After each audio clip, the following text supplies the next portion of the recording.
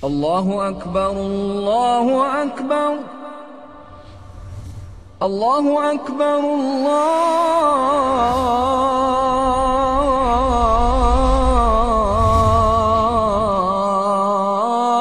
الله أكبر.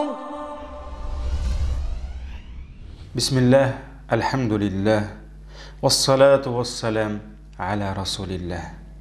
السلام عليكم عزيز din kardeşlerim.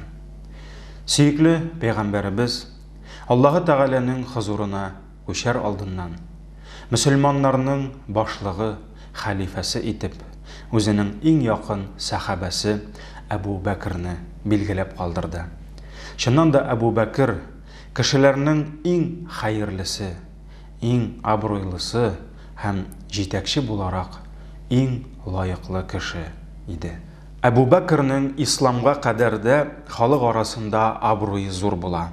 Ol gariplerinin tarihi bilen kızıksına, kişilerinin nesil şecerelerin irine. Eğer kişilerde özlerinin ota babaları, nesil oruları turunda sorular tutsa, alar şunduk Ebu Bekir'e kelgenler hem Ebu Bekir alarga bütünüsün beyne anlatıp bir yatırgan bulgan.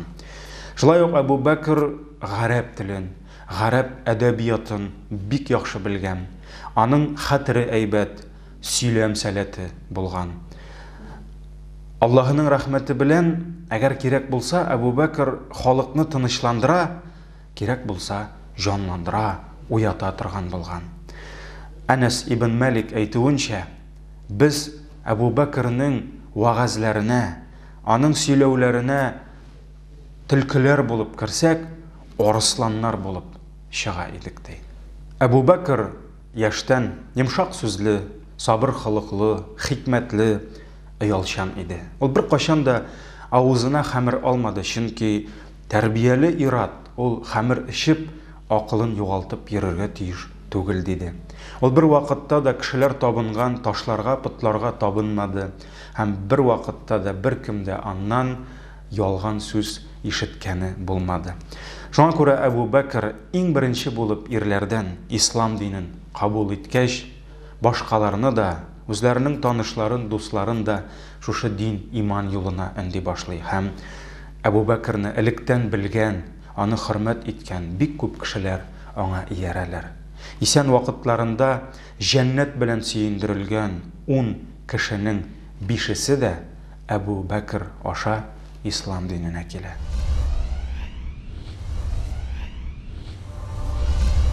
Ebu Bekir ol bütün yerge yetişken.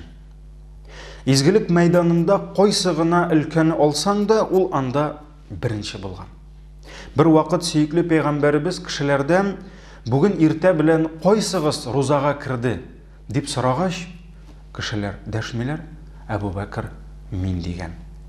Süykli Peygamberimiz koysığız bugün jinazada katnaştı, özünün vafat bulgan kardeşinin kabirine bardı dip soraşkaş, Ebu Bekir min dedi.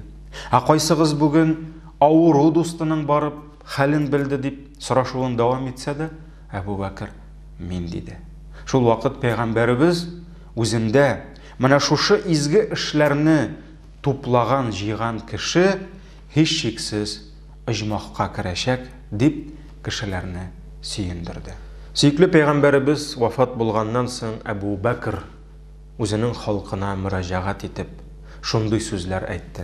Ey kişiler dedi o, min sizge jitekçi etip bilgilendim. Lakin min arağızdan en hayırlıgız tөгілмін. Eğer min izgilik kılsam, siz mina yardam etigiz. Eğer min yalgışsam, siz meni to'xtatığız. Dürüstlük emanet, yalgan hıyanet bulur. Sizning arağızda zayıf bulganıgız, menim yanımda güçlü bulur. Hatta anın hakkın qaytargancha inşallah. Arağızda güçlü bulganıgız, menim yanımda zayıf bulur. Hatta andan tiyişli hakkını tartıp algancha inşallah. Eğer min Allah ham ilşisine itaat kılsam, siz de mina itaat kılığız. Eğer min Allah ham ilşisinin yolundan taypılsam, siz mina buysunmağız. Ebu Bekir her vakit kişilerini kaygırtkan. аларга эшкерсез хезмәт иткән. Шуның белән дә ул кешеләрнең күңелләрен кәсеп иткән. Әбу Бәкр электән кешеләргә кәҗә савырга булышкан. Аның янына үзенең кәҗәсен җитәкләп бер кечкенә генә кыз килә торган булган. Ул халифә, ил башлыгы булганнан соң, нәни кыз, хәзер Әбу Бәкр безнең кәҗәбезне саумас инде, дип борчылган. Аның бу сүзләре Әбу Бәкргә ирешкәч, ул елмаеп, юк, мин бу эшемне дәвам итәчәкмен һәм яңа вазифам миңа кымаучы уламас дип өметләнәм дигән. Гадәттә, Әбу Бәкр кызның кәҗәсен сауганда, кыз шунда янәшәдә карап утырган. Әбу Бәкр аңа савытны ничек куйым дип сораган. Кыз ераккарак куй дигән. Җилемне тартканда сөт савыты ераграк булса, сөт өстенә күбек җыелган. Кайвакыт кыз якынрак куй савытны дигән. Әбу Бәкр савытны якынрак китереп сауганда, сөт өстендә күбек аз җыелган.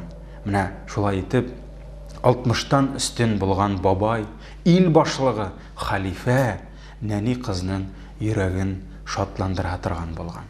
Әбу Бәкр белән булган тагын бер хәлне сөйләсәм, бәлки күпләрегез моңа ышанмас. Әмма бу хәл чыннан да булган һәм чыннан да җир өстендә кайчандыр шундый кешеләр яшәгән.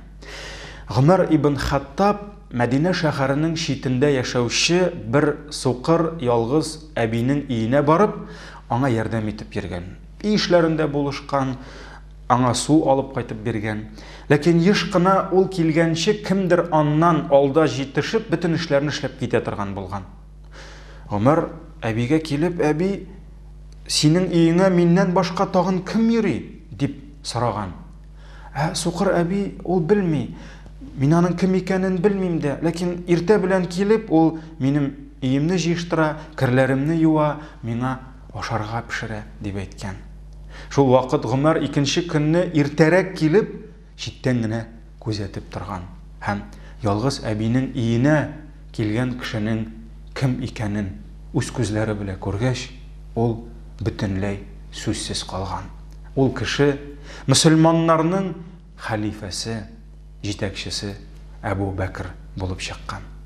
Субханалла, дусларым, бөтен ил белән идара итүче кеше ничек ялгыз әбинең күңелен күрергә, аның өен җыештырырга, керен юарга вакыт тапкан. Бүген кайбер кешеләргә аз гына дәрәҗә, аз гына вазифа бирсәң дә, ул янәсе эшкә бирелеп, ялгыз әбиләрне түгел, үзен тудырган, үстергән әти-әнисен, әби бабасын да онытып җибәрә. Хиҗри җәдвәлнең 13-нче елында Әбу Бәкр бик каты авырый башлый һәм тиздән Аллаһ хузурына кайтасын аңлый. Ләкин Әбу Бәкр үлем фәрештәсе белән очрашканчы, аның өстендә өммәтне лаеклы җитәкчегә тапшыру була. Ул кешеләргә үзләре өчен яңа халифәне эзләргә куша. Ләкин кешеләр бу сорау белән кемгә генә мөрәҗәгать итсәләр дә, бөтенесе ул вазифадан баш тарта һәм берәүнең дә үз өстенә бу авыр җаваплы бурычны аласы килми. Менә шундый вакытларда булган икән. Шуннан соң кешеләр тамам хәлсезләнеп, гаҗизләнеп Әбу Бәкргә киләләр һәм: "Эй Әбу Бәкр, син Аллаһының илчесенең калдырган халифәсе, син ничек әйтсәң, без сиңа буйсынабыз" дип әйтәләр.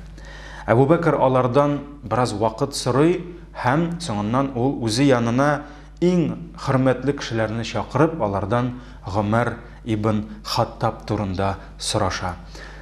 Кешеләр аның бу соравына гаҗәпләнеп: "Син бит Гомәрне безгә карый яхшырак беләсең" дип әйтәләр.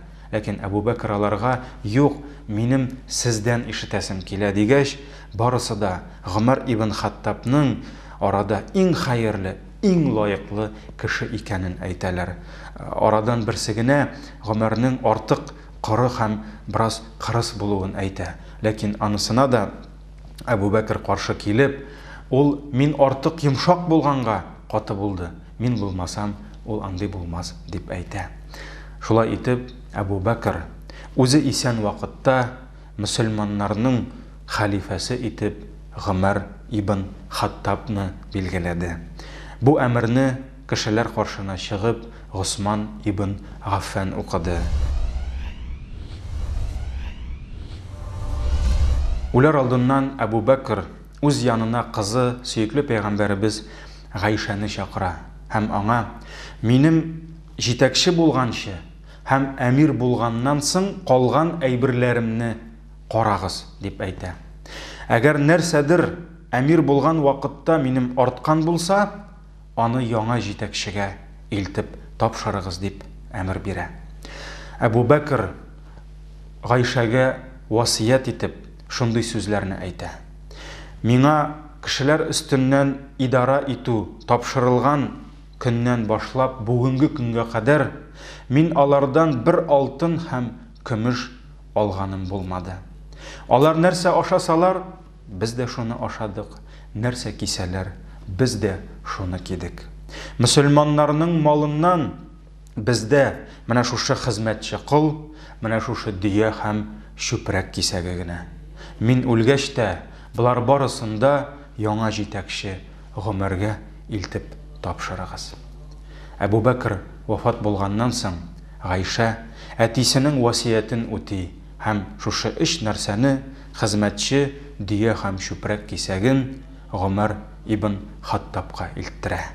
Гомар бу нәрсәне күргәч, аның күңеле тулып елап җибәрә һәм ул: "Аллаһ Әбу Бәкрдән разый булсын. Аннан соң килүчеләргә, яңа җитәкчеләргә аның кебек булырга бик авыр булачак" дип әйтә. Әбу Бәкр үзенең яраткан шәһәре Мәдинәдә, яраткан кызы Гайшәсенең өендә, яраткан дусты, сөйекле пәйгамбәребез янында җирләнде.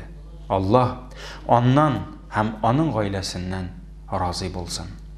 Азиз дусларым, алдагы дәресебездә иншааллаһ исламның икенче халифасы булган Гомар ибн Хаттабка тукталырбыз. Аллаһы Тәгалә һәр кайсыгызга имин тормыш, бәхет, сәгадәт насыйп итсен.